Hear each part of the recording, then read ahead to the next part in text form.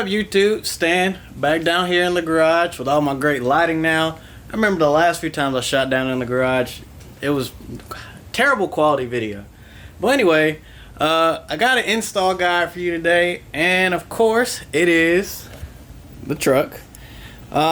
Still, I'm collecting parts for the car, so this is another video on the truck.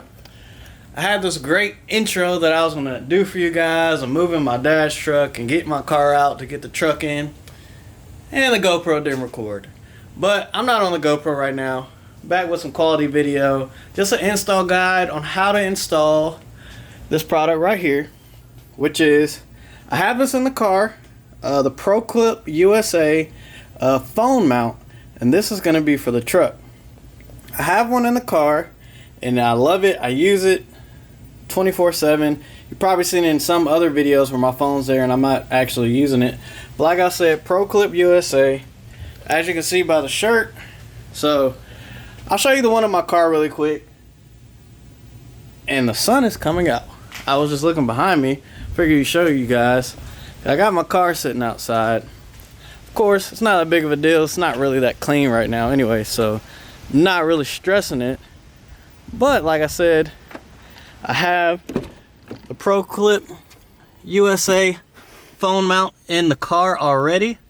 Most guys like this location that's right down in here. It's not a bad location. Honestly, I kind of see where it's convenient, but when it's right here, I can literally, it's like a secondary heads-up display. Because I mean, the heads-up display on the car is right in there, but then I got the phone right there. So I like mine where it's at, so I don't ever have to take my eyes off the road. That's why I like it. Some people like it down below because they feel like the one up high kind of obstructs your view, which I don't think so, because it's off to the side and you're looking straight ahead. Now when I get messages and things, and it works with the first facial recognition.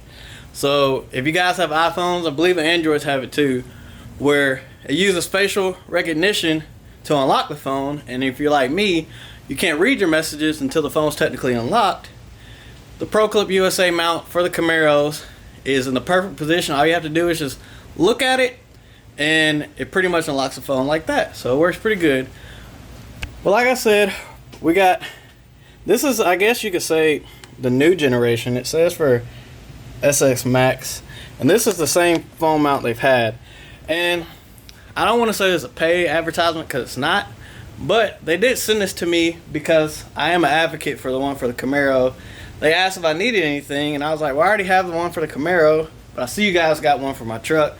I know my truck isn't really what other companies want to see. They don't really care about it. They want to see, you know, the new late model stuff.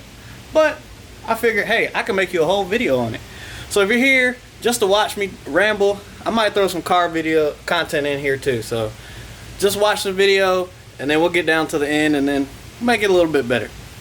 So I'll just kind of talk. You probably can't see me, but if you're watching this, just for any ProClip USA mount, I found it's easier to kind of set everything up before you actually put it in the vehicle.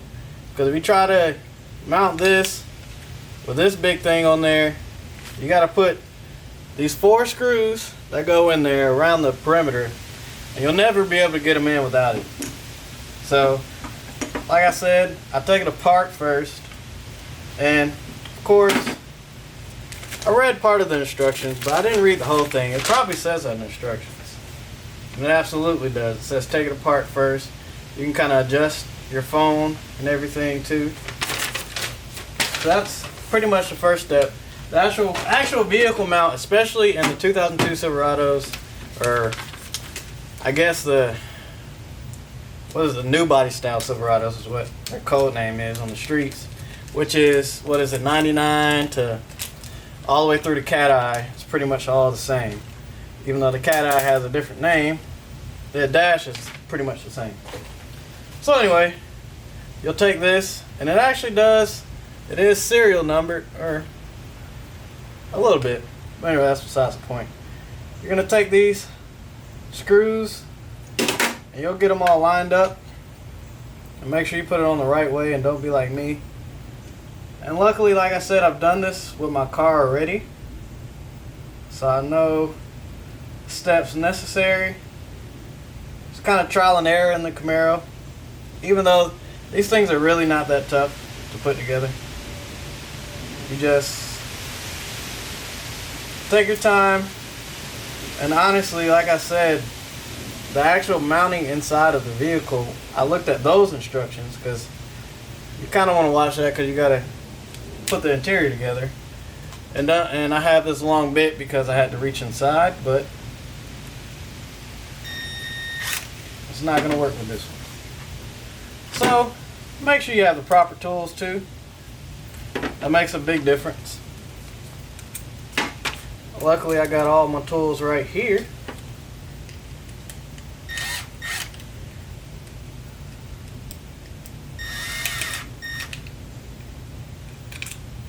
And you're just gonna screw these 4 screws in. They're kind of like set screws because the holes that go in are a little bit smaller than the screws themselves. So once you get them in, they hold really good. Like I said, get all those put in, and then since you have this loose, this should adjust, and it does. So I usually have a case on my phone. That's one of the reasons I'm glad I got, because the mount in my car fits the cases, but it stretches a little bit. This is a proper size, and I just swapped to this case, so I'll probably run with it for a minute. And that's this. I'm doing what the instructions say, which is just mount it. I got it. CTSV right there. The V is actually not here. My dad took it away from me. No, I'm just kidding. I'm gonna have to do a ProClip mount in that. That's what I should have got, even though my dad will never use it. But we didn't know we were getting the V quite this quick. Right. And then you're gonna kind of put it all back together. This big screw in the middle is what kind of torques it down. And you don't really have to get it too tight yet, because you want to adjust it once you get inside the vehicle, because it does swivel and you want to point and angle it where you want. But now this is all assembled. Literally all you do, and I'll show it to you before I do it when I go to the truck. You're going to pop these 2 blue pieces of tape, double-sided tape, and if you see it, I guess I can show you the instructions because they describe it pretty well. Just by pictures, I didn't even read it. So basically, you pick your location. It can go up top or down low on the end of the dash. You pick your location, and you see right here, it literally snaps in that little slot, and then you turn it, and you probably have to put a little pressure on it, and they got the little piece right here to pry it, and you just snap it in the back. You have your double-sided tape that holds it, and that's it. So I'm going to take this over to the truck. I'll move the camera, and I'll show you guys really quick, and then let's go do some car stuff problems. So if you're watching this video still and you hear thunder, there's a storm coming. But anyway, I got my mount. If you watch any of my videos, you know this double-sided tape, it gives me hell. So I went ahead and peeled it off, or pre-peeled it so I could peel it off right here and show you guys. Now, like I said, the instructions give you the option to mount it here or here. I kind of want it similar to my car. I want it in some type of field of sight. Down here, I feel like I'll be looking down at it. Even though you're not supposed to be looking at your phone, I just feel like this is a better position. So, I've taken this piece off countless times, and you've probably seen in some of my recent videos I have an extra one. I have plans for that. And you can always replace this double-sided tape.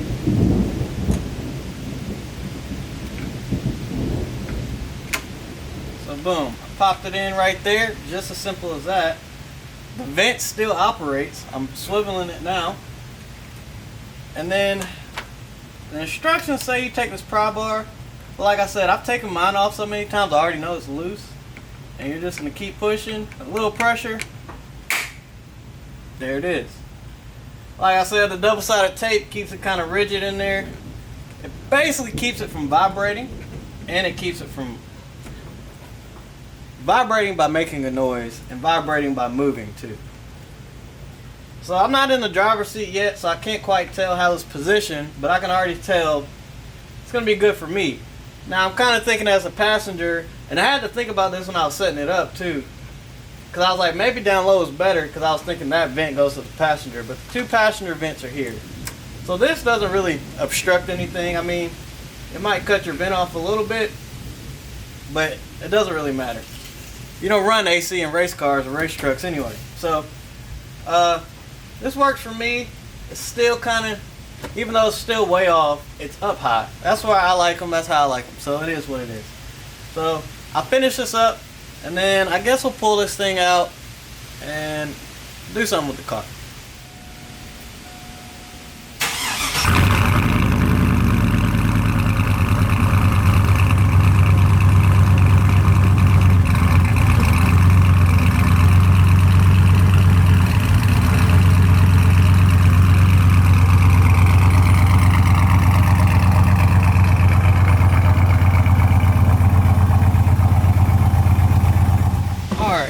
So, like I said, the last step is just getting your phone lined up to where you want it.